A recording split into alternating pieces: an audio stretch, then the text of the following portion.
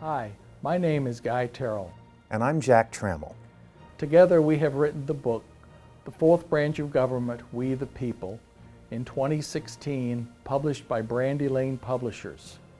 This book is about updating the Constitution to make it more fully reflect the world we live in the 21st century and beyond.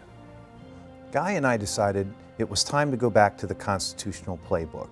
It was time to see what our founders had originally intended in terms of our growing country and our growing democracy.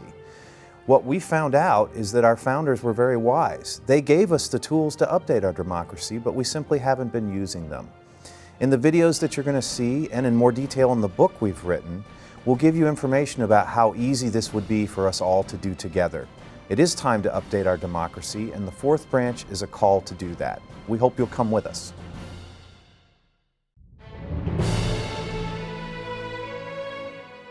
Will Smith says there's no reason for a Plan B if it distracts us from Plan A. Why don't we have e-voting? Our nation in the 21st century operates electronically and with more efficiency and effectiveness because of the tools that even school children have available to them. Smartphones, computers, tablets, YouTube.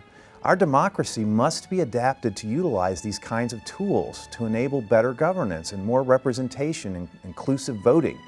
We must integrate today's electronic tools with our constitutional voting process.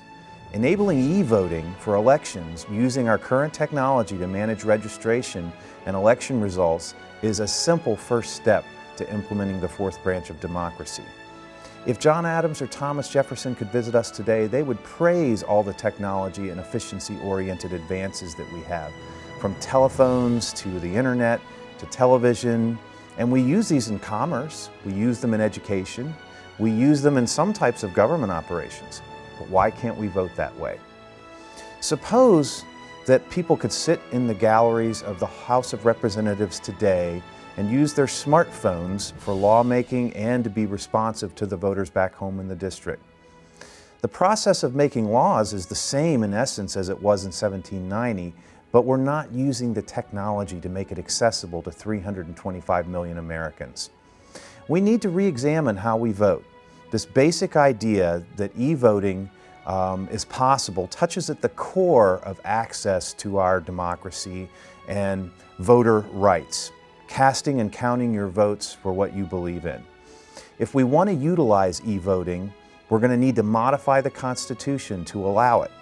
That's where the tools that we already have come into play. We have a mechanism for doing this. We are the caretakers of this republic and our democracy.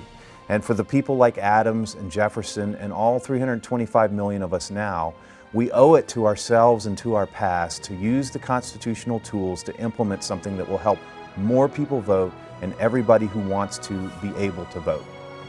Besides this, it would give our schools a break. They wouldn't have a bunch of strangers coming in all the time to cast votes. You could vote in line at the grocery store. We could open the window for a week so that you could vote when you're not at work. It's time to update our democracy. The fourth branch is about common sense and using our constitutional tools. It's time for e-voting.